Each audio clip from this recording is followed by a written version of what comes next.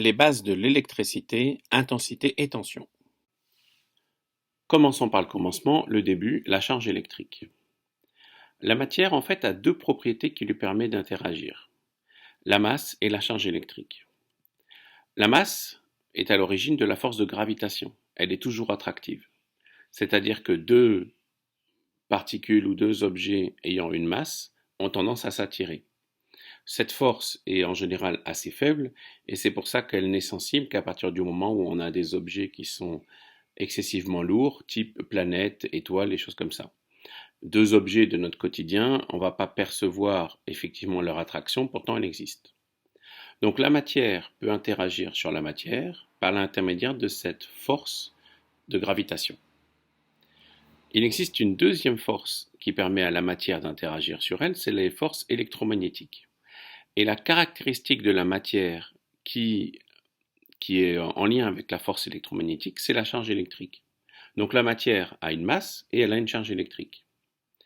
La force électromagnétique créée par les charges électriques, elle, contrairement à la gravitation, peut être attractive ou répulsive. Et c'est pour ça qu'on a défini finalement trois types de charges. Une charge peut être positive, négative ou neutre.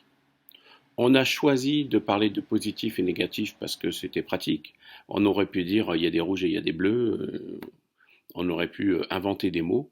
Voilà, on a pris positif et négatif. Donc, des charges opposées, une positive et une négative, vont avoir tendance à s'attirer. C'est le premier schéma. Deux charges de même signe, de positif ou de négative, ont tendance, elles, à se repousser l'une l'autre. Et par contre, si on a une particule chargée plus ou moins face à une particule qui, elle, est neutre, il n'existe aucune force. Alors, l'unité de charge électrique est le coulomb. Passons maintenant au courant électrique.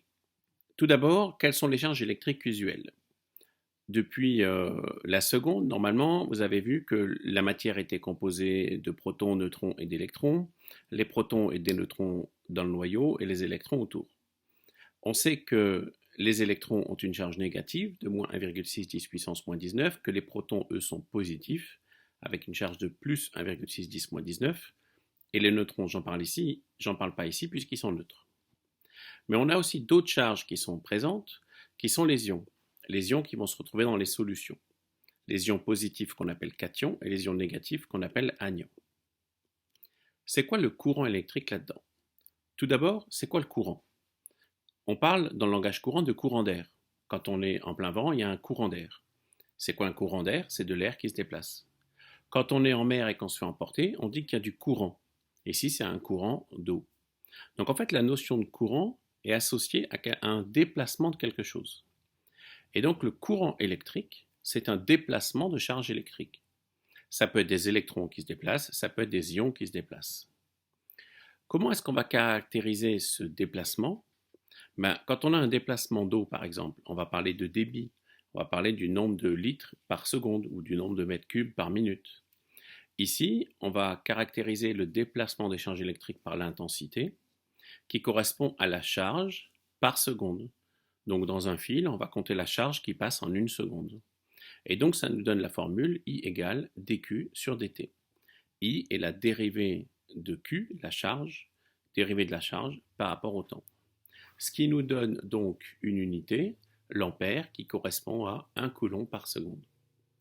Donc un courant de 1 ampère, ça veut dire qu'il y a une charge de 1 coulomb qui passe dans le fil par seconde. Alors, les charges qui se déplacent peuvent être soit des électrons dans les métaux, puisque les métaux sont caractérisés par la présence d'électrons libres, et ces électrons donc peuvent se déplacer. Dans les solutions, c'est-à-dire dans l'eau en général, ce qui se déplace, c'est des ions. L'eau pure n'est pas conductrice du courant, parce que ce n'est pas l'eau qui laisse passer le courant. Ce qui se déplace dans l'eau, c'est des ions. Donc, à partir du moment où il y a des ions dans l'eau, elle devient conductrice. Les ions positifs se déplacent dans un sens et les ions négatifs se déplacent dans l'autre sens. Alors, comment est-ce qu'on schématise ce courant électrique sur un schéma? Je prends l'exemple d'une résistance ou conducteur ohmique. Vu que l'intensité du courant caractérise la quantité de courant qui passe, forcément on va le représenter sur le fil avec un sens. Le sens indique le déplacement des charges positives Donc ça veut dire que si le déplacement de charge, c'est des électrons, ça veut dire que les électrons vont dans l'autre sens, sur mon schéma de la gauche à la droite. Mais surtout, la flèche est indiquée sur le fil parce que ça indique bien ce qui passe dans le fil. Et on verra que la tension, elle, n'est pas représentée sur le fil. Ça nous donne déjà quelques premières propriétés. En série, c'est-à-dire que lorsque les dipôles sont branchés les uns à la suite des autres, forcément, ce qui rentre dans un dipôle ressort de l'autre côté, et du coup, en série, l'intensité du courant est la même dans tout le circuit. Par contre, en dérivation, donc lorsqu'un fil se sépare en deux, forcément l'intensité qui arrive par un fil, ici I1, va se séparer en deux, I2 et I3, et forcément on a la relation I1 qui est égale à I2 plus I3. Dans un nœud, le courant qui rentre doit être égal au courant qui sort. Il n'y a pas des charges qui apparaissent ou des charges qui disparaissent, c'est juste des charges qui se déplacent. Comme de l'eau, si on avait un embranchement de canalisation, une partie de l'eau partirait d'un côté, une partie de l'eau partirait de l'autre. Voyons maintenant la deuxième caractéristique du courant électrique, la tension. Pour ça, je vais faire une analogie avec l'eau. Je prends deux seringues remplies d'eau, reliées par un tuyau entre les deux, et je symbolise trois petites molécules d'eau à l'intérieur. Si je pousse sur la seringue de droite, forcément, l'eau qui est dans la seringue de droite passe dans la seringue de gauche, et donc toute l'eau se déplace. Donc j'ai créé un courant, c'est-à-dire de l'eau qui se déplace. Comment j'ai créé un courant? En exerçant une force d'un côté. Forcément, il y a aussi une force de l'autre. Si les deux forces sont égales, si j'appuie sur les deux seringues avec la même force, il ne se passera rien. Donc il n'y aura pas d'eau qui circulera. Par contre, si la force exercée, comme ici à droite, est plus grande que la force exercée à gauche, je vais pouvoir pousser à droite, à gauche ça résistera moins, et donc je vais pouvoir créer un courant électrique.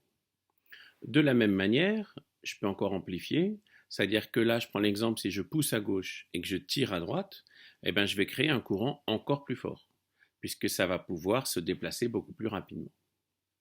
Cette analogie nous montre quoi? Que c'est la différence de pression entre les deux côtés qui fait déplacer l'eau. Si j'ai la même pression de l'eau de chaque côté, l'eau ne se déplace pas. Si à un endroit d'un côté j'ai une pression plus forte que de l'autre côté, globalement l'eau va se déplacer. Le courant électrique, c'est exactement la même chose, mais ce n'est pas de l'eau, c'est des charges électriques.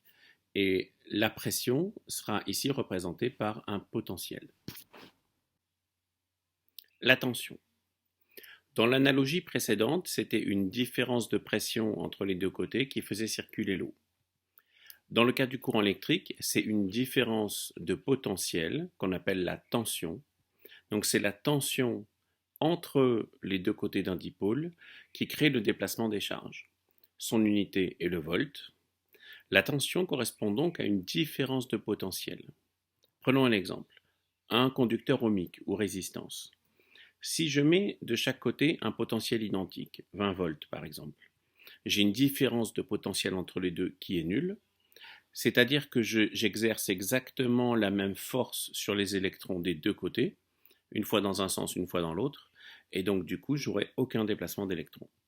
Par contre, si je remplace un des potentiels par 15 volts par exemple, j'ai une différence de potentiel entre les deux de 5 volts.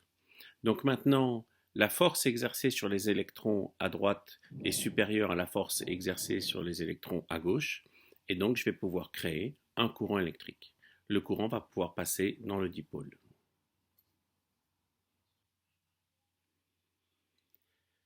Il faut donc retenir que l'intensité du courant mesure la quantité de courant qui passe, c'est-à-dire la charge qui passe par seconde dans un conducteur, et que la tension, c'est ce qui est à l'origine du courant électrique, c'est ce qui crée le courant électrique par une différence de potentiel entre les deux côtés d'un dipôle. La question qu'on peut se poser maintenant, c'est quelle est la relation entre l'intensité et la tension? On commencera par le conducteur ohmique. Donc, l'intensité du courant représentée sur le schéma, puisque ça représente la quantité de courant qui passe dans le fil, et la tension représentée à l'extérieur, puisque ça représente une différence entre les deux côtés du dipôle. Au passage, j'en profite pour rappeler qu'on utilise des lettres majuscules quand les grandeurs sont constantes et des lettres minuscules lorsque ces grandeurs varient. Dans le cas du conducteur ohmique, je pense que tout le monde connaît la formule, on l'a tous vu au collège, U égale R fois I. où R représente la résistance. En terminale, on rajoute la formule dans l'autre sens, c'est I égale G fois U, où G représente la conductance. Donc R est une résistance parce que ça représente la capacité à s'opposer au courant. Elle s'exprime en ohms. Si j'ai une tension, pour une certaine valeur de tension U par exemple, si on prend la formule U égale RI, pour U constant, plus la résistance sera grande, plus l'intensité sera petite, puisque R fois I doit toujours donner le même résultat pour U. Donc, si on a un produit entre deux nombres qui doit toujours donner la même valeur, plus l'un est grand, plus l'autre est petit. Donc, plus la résistance est grande, moins il y aura de courant qui va passer. Et c'est pour ça que la résistance représente la capacité à s'opposer au courant. Par contre, dans la formule I égale G fois U, si on garde U constant, plus G est grand, plus I sera grand. Donc plus la conductance G est importante, et plus il y aura de courant qui va passer. Et donc la conductance G représente la capacité à laisser passer le courant.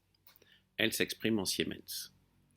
À partir des deux formules du dessus, on peut facilement en conclure que la résistance, c'est 1 sur la conductance, ou dans l'autre sens, G égale 1 sur R aussi.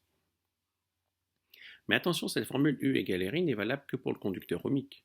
Si on prend par exemple un générateur, pour un générateur de tension idéale, la tension U est égale à une constante E qu'on appelle la force électromotrice. C'est la force électromotrice parce que le générateur, c'est ce qui met les électrons en mouvement, puisque c'est lui qui produit le courant dans le circuit. Donc il exerce une force qui fait bouger les électrons, donc une force électromotrice. Mais toutes les relations ne sont pas aussi simples.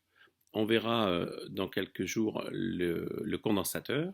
Dans le cas du condensateur, l'intensité du courant est égale à une constante C qu'on appelle la capacité fois la dérivée de U par rapport au temps. Donc là, on arrive sur des formules un peu plus compliquées. Donc la relation U égale RI n'est valable que pour le conducteur ohmique, alors que dans le cas du générateur, c'est encore plus simple, c'est une constante, et dans le cas du condensateur, on verra que ça peut être un peu plus compliqué.